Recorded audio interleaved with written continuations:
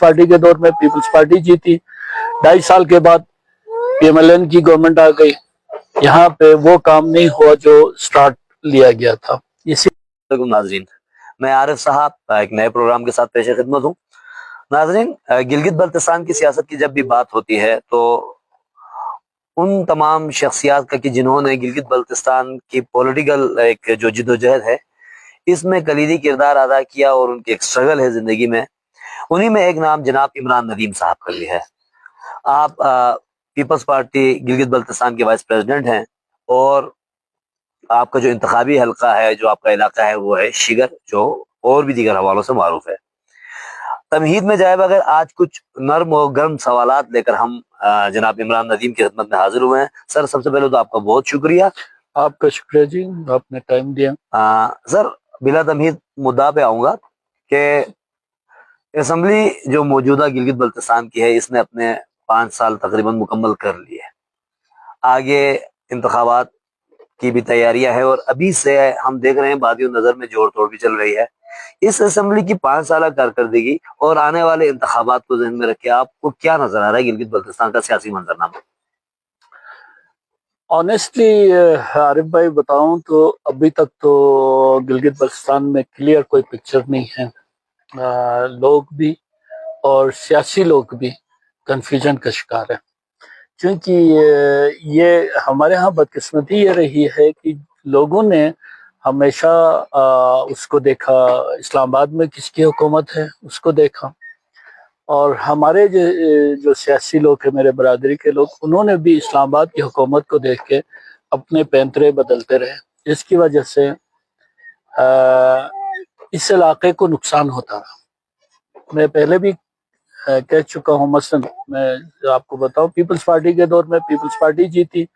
2.5 साल के बाद PMLN की गवर्नमेंट आ गई। यहाँ पे वो काम नहीं हुआ जो स्टार्ट लिया गया था। इसी तरह फिर PMLN की गवर्नमेंट आई तो यहाँ PMLN की गवर्नमेंट लाई गई। उसका भी 2.5-3 साल के बाद इस्लामाबाद में PTI की गवर्नमेंट आ गई। यहाँ PMLN वो काम नहीं कर पाए जो स्टार्ट लिया था। यही हाल PTI के जब वहां पे गवर्नमेंट आई तो यहाँ पे PTI की गवर्नमेंट लाई गई, बाकी में आए यहाँ पे लाई गई तो, लेकिन अगेन वही हुआ। पहले के 2 चीफ मिनिस्टर्स ने किसी हद तक फेडरल गवर्नमेंट से जो है ना टसल लिए बगैर, एग्रेसिव वो हुए बगैर उन्होंने अपना टेन्योर तो कंप्लीट कर लिया, लेकिन कारकर्दगी वो जो स्टार्टिंग के जो सोच थे उस हद तक नहीं होते हैं। तो इसके बाद अभी PTI की जब गवर्नमेंट चेंज हो गई तो यहाँ पे भी चेंज लाए गए, जो एक तरह से हाइब्रिड आप कह सकते हैं, और उसमें मुख्तलिफ पार्टीज के लोग भी थे। हमारे पार्टी के 2-3-4 मेंबरान भी शामिल हैं, लेकिन चूंकि मिक्स होने की वजह से, और मैं समझता हूँ कि जिन्होंने इनको लाए थे उस हिसाब से ये अपने कारकर्दगी नहीं दिखा सके। तो अब वो किस पार्टी में जाते हैं, वो अपना पार्टी बनाते हैं, मुख्तलिफ इश्यूज चल रहे हैं, तो एक तो वो कंफ्यूजन है। दूसरा, यहाँ पे उमूमन छोटी पार्टियां भी अपना किरदार अदा करते रहे हैं, किसी भी पार्टी को जिताने या हरवाने में किरदार, अगरचे वो लोग खुद पावर में आने के चांसेस बहुत कम है। तो अभी फिलहाल तो ये मेरे जाती राय ये है, सारे कंफ्यूजन का शिकार है। लेकिन कुछ हलकों में जहाँ पे अपोजिशन में भी थे, उसके बावजूद उन्होंने अपना लोगों के साथ कांटेक्ट और जो कारकर्दगी थोड़ा बहुत जो चल सकता था रखा है, तो उम्मीद की जाती है वहाँ पे भी लोग के अपने रास्ते होंगे। खैर, कंफ्यूजन के इस माहौल में पीपल्स पार्टी कहाँ स्टैंड कर रही है, सवाल मेरा ये होगा आपसे। पीपल्स पार्टी, आपको पता है कि गिलगित बल्तिस्तान में पीपल्स पार्टी के लिए जो हमेशा इक़्तिदार में आने से रुकवाने के लिए 3-4 जो है, आप जमातें कहें या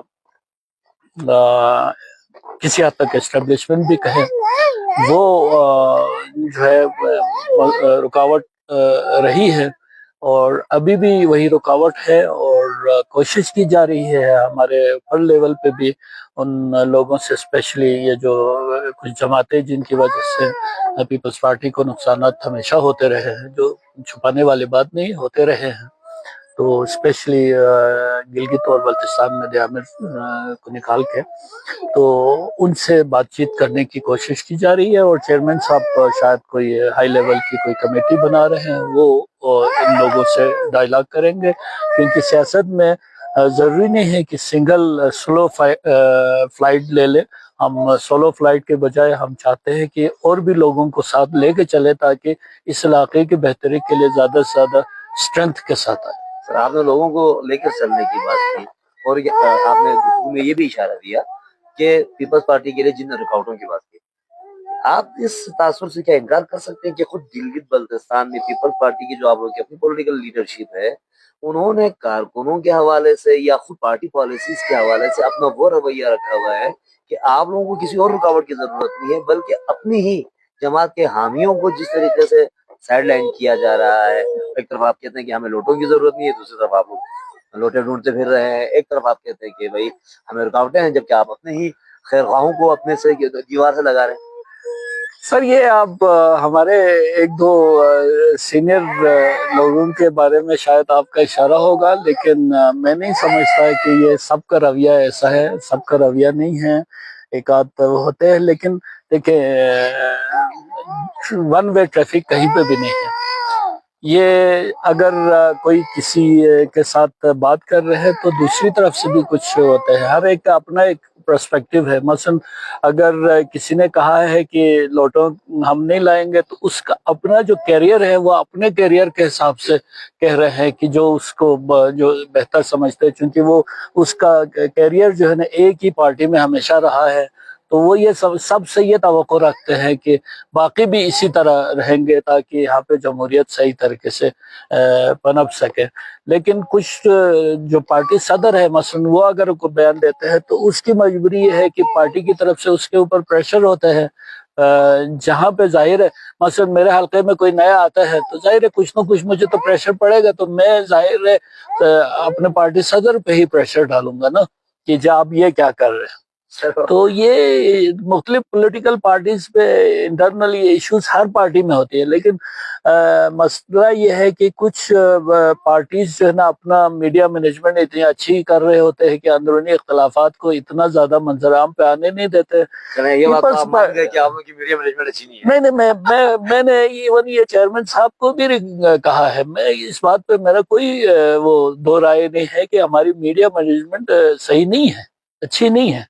ہمارا میڈیا کے ساتھ جو ہے نا میڈیا مینجمنٹ آپ کی کیسے اچھی ہوگی؟ جو آپ کی میڈیا چلاتے ہیں ان پر آپ سائبر میں کہتے ہیں مقدمے کروا دیتے ہیں. نہیں، اس میں بھی عارف بھائی یہ ہے نا کہ اگر اس کو ایک ٹرسٹ کے تحت کسی نے ذمہ داری دی تھی، اس کو اس ٹرسٹ پہ جب تک اس کا اعتماد تھا اس نے اپنے ساتھ رکھا. جب اعتماد نہیں ہوا تو اس بندے کو خود بھی چاہیے تھا کہ ٹھیک ہے جی آپ نے مجھے اعتماد کر کے ایک ذمہ داری دی تھی، آج آپ کو میرے اوپر اعتماد نہیں ہے تو لو جی آپ کا کام میں نے چھوڑ دیا. یہ کہنا چاہیے تھا. یہ سب سے بڑی گریٹنس ہوتی ہے.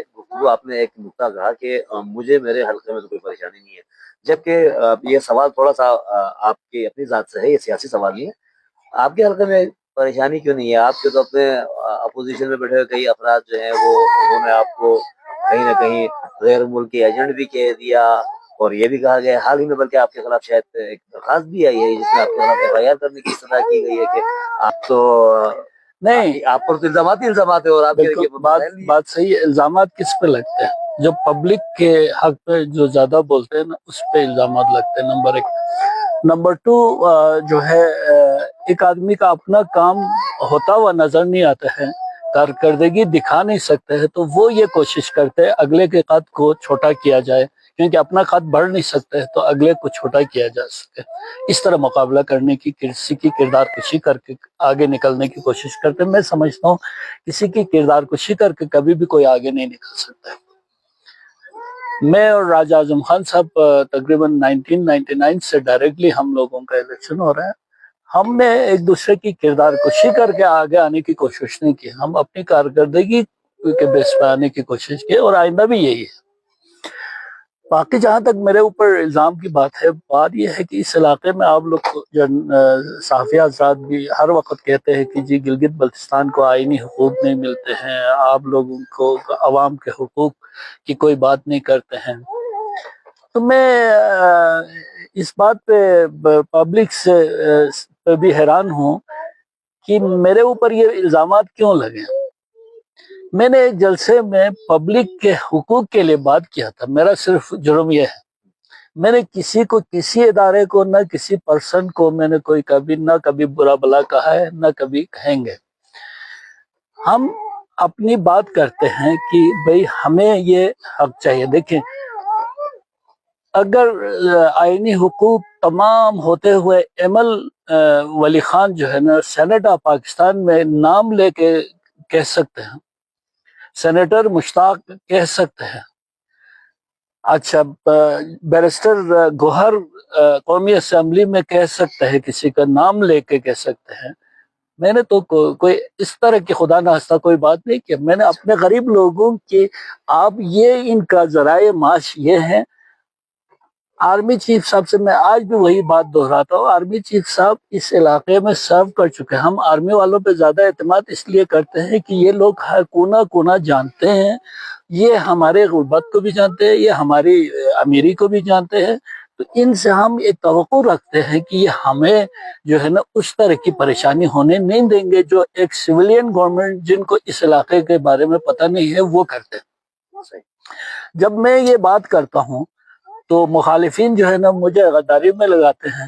تو پبلک کو خود سوچنا چاہیے کہ جو آپ کے حقوق کے لیے بات کرتے ہیں وہ غدار ہیں، تو جو آپ کے حقوق کے بات کرنے والے کو کے خلاف ایف آئی آر کرانے کی کوشش کرتے ہیں، اس کے خلاف کیس کرانے کی کوشش کرتے ہیں، یہ ڈیسیژن میرے پبلک کو کرنا چاہیے، کون آپ کے لیے کام کر رہے ہیں، کون کسی کے لیے کام کر رہے ہیں. سیکنڈلی، وہ بندہ اوپنلی کہہ رہا ہے کہ مجھے آرمی کے مختلف ایجنسیز نے مجھے یہ ٹاسک کیا ہوا ہے کہ اس کی کردار کشی کرے. اوپنلی کہتے ہیں، یہ میں نہیں کہہ رہا ہوں، پبلک سے وہ لوگ خود پتہ کریں، کیونکہ ظاہر ہے ان کے ہزار انفارمرز ہیں. میں کہاں پہ کیا بات کرتا ہوں وہ بھی ان کے نالج میں ہوگا، وہ کہاں پہ ان کے لیے کیا کرتے ہیں. میں نے کبھی سوائے اللہ تعالیٰ و مولا پاکستان پاک اور اپنے عوام کے کسی کے میں بھروسے پہ میں الیکشن نہیں لڑتا ہوں. میں وہ اوپنلی کہتے ہیں مجھے فارم 47 کے تحت استعفی لانے کی کوشش کی ہے، مجھے پبلک کی ضرورت نہیں ہے، مجھے اس پہ کوئی ٹرسٹ ہی نہیں ہے. میں اپنے پبلک نے اگر مجھے کیا تو ٹھیک ہے، نہیں کیا تو میں کر ہوں. یہاں ایک سوال لاجیکلی، جی، آپ نے پولیٹیکل ایتھکس کی بھی بات کی، آپ نے اپنے سب سے جو قریبی حریف ہیں ان کا بھی حوالہ دیا. تو ایسے الزامات کے لیے ٹھیک ہے، الزام ہی صحیح، لیکن جب ایک الزام آپ پہ آ گیا تو آپ نے اس کو کاؤنٹر کرنے کے لیے آپ کے پاس بھی تو عدالت میں جانے کے دروازے ہیں، آپ کے پاس بھی تو اپنے آپ کو شفاف. بالکل. میں نے جب اس نے پہلی دفعہ یہ کیا، مختلف تقریریں کے میں نے اگنور کیا. سیکنڈ ٹائم اس نے ایک پریس کانفرنس کے ذریعے یہ الزام لگایا تو میں نے اس کو ایک لیگل نوٹس دیا کہ بھئی یہ بہت بڑا الزام ہے، یہ کوئی چھوٹی موٹی بات نہیں ہے، تو لہٰذا تم اس کو کلیئر کر لے، ادروائز میں عدالت میں جانے کا حق محفوظ رکھتا ہوں. اور پھر اس نے نوٹس کا جواب نہیں دیا تو میں عدالت گیا. عدالت میں وہ 2 دفعہ پیشی پہ نہیں آئے تو تیسری دفعہ عدالت نے خود بذریعہ اشتہار اس کو عدالت میں بلایا. تو وہ اب ادھر بولنے کے لیے یا پروف میرا خیال میں نہیں ہوں گے، ہو سکتا ہے ہو تو پیش کرے گا. میں یہ نہیں کہتا ہوں کہ ہے یا نہیں ہے، میرا ضمیر مطمئن ہے. میں نے اگر ایک جملہ بھی بولا ہے، 100 جملے بھی بولے ہیں تو میں نے اس عوام کے بھلائی کے لیے بولے ہیں، اور آئندہ بھی اس عوام جب تک اس فیلڈ میں ہوں، اس غریب علاقے کے عوام کی بھلائی کے لیے، چاہے بے شک مجھے جو مرضی مجھے سزا ملے، میں نے کہنا ہے. جس دن عوام کہے گا کہ ہمیں تمہاری ضرورت نہیں ہے، تم ہمارے لیے بولنے کی ضرورت نہیں ہے، میں اس دن اپنا کام آپ عوام کی بات بار بار کر رہے ہیں، تو پھر عوام کے لیے کسی بھی پولیٹیکل لیڈر کا، بالخصوص آپ جیسے جو شخصیت جن کا ڈائریکٹ الیکشن کانٹیسٹ کرنے کا تجربہ ہے اور آپ لوگوں کا وے آف پولیٹکس بھی یہی ہے، تو اگلے الیکشن میں آپ خود کو کہاں دیکھ رہے ہیں کہ پبلک آپ کے ساتھ کس قدر ہے جو آپ کی کانسٹیچوئنسی ہے؟ بالکل اللہ تعالیٰ کا شکر ادا کرتا ہوں. میں 5 سال اپوزیشن میں رہنے کے باوجود میری پوزیشن بہت بہتر ہے، لیکن میں یہ نہیں کہتا ہوں کہ میں جو ہے نا بہت ہی بڑی چیز نہیں ہوں. میں بہت ہی غریب سا بندہ ہوں. اللہ تعالیٰ اور مولا پنجتن پاک پہ بھروسہ رکھتا ہوں، ان سے مدد کی مجھے امید ہے اور اپنے لوگوں پہ مجھے اعتماد ہے. مجھے جو ہے نا ابھی انشاءاللہ آپ دیکھیں گے، باقی میں نے اپنی کوشش کرنی ہے، اللہ تعالیٰ سے مدد مانگ کے کوشش کرنی ہے. اگر اللہ تعالیٰ نے میرے قسمت میں عزت لکھی ہے تو مجھے کوئی نہیں چھین سکتا. اگر اللہ تعالیٰ کی طرف سے اور مولا پاک کی طرف سے میرے نصیب میں عزت نہیں ہے تو دنیا کی کوئی طاقت مجھے دلا نہیں سکتا. چلے وہ تو آپ نے اپنے ایک جس کو آپ کہتے ہیں کہ اخلاقیات یا آپ نے عقیدے کے حساب سے اپنی ایک توقع اور امید کی بات کی، لیکن مجھے یہ بتائیے کہیں نہ کہیں تو پارٹی کا بھی ایک ٹیکنیکلی اور یہ طریقہ بھی یہی ہے، جمہوری طریقہ بھی یہی ہے، جماعت کے ساتھ آپ کی اپنی پولیٹیکل جو آپ کی پارٹی ہے اس کے ساتھ آپ کی کوآرڈینیشن کیسی ہے؟ جہاں تک مجھے محسوس ہوتا ہے شاید آپ میں کوآرڈینیشن کا کوئی فقدان نظر آتا ہے میرا آپ کا اور آپ کی پارٹی کے ہائی کمان. میں ایسا بالکل نہیں ہے. میرا اللہ فضل سے پارٹی میں سب کے ساتھ میرے بہت اچھے ریلیشن سے ہائی لیول سے لے کے نیچے تک. میں یہ نہیں کہتا ہوں کہ سب مجھے پسند کرتے ہیں، ہو سکتا ہے بیچ میں کچھ لوگ مجھے پسند بھی نہیں کرتا ہوں. گورنر گلگت بلتستان صاحب کے تعلقات کیسے؟ میرے بہت اچھے دوست ہیں، میرے مہربان ہیں. دیکھیں میں آپ کو سمپل یا آن ایئر میں بتاؤں گا، پچھلے سے پچھلے الیکشن میں ایون میرے گھر والے مجھے کہہ رہے تھے کہ مہدی شاہ نے آپ کو کیا دیا، کہ آپ کس پارٹی میں کیوں رہتے ہیں. لوگ یہ سمجھتے ہیں نا پیپلز پارٹی کا نام مہدی شاہ ہے، تو مجھے کہا گیا کہ مہدی شاہ نے آپ کو کیا دیا ہے. میں نے کہا کہ میں اس فیلڈ میں آیا ہوں عزت کے لیے، مجھے اس نے سب سے زیادہ عزت دی ہے، میں اس بات کو نہیں بھول سکتا. بہت اچھی بات ہے، آپ کے لیے بھی اس حوالے سے بھی دعا گو ہیں. ناظرین، گلگت بلتستان کی سیاست میں اب ہر جو نیا دن ہے وہ ایک نیا موڑ بھی لے گا، کیونکہ آنے والا سال الیکشن کا سال ہے. کچھ نرم گرم باتیں ہوئی جناب عمران رحیم صاحب سے، آپ ہمیں دیکھتے رہیے. انشاءاللہ اگلے مرتبہ اگلے پروگرام میں کسی اور شخصیت کے ساتھ حاضر ہوں گے. تب تک کے لیے اجازت، اللہ حافظ.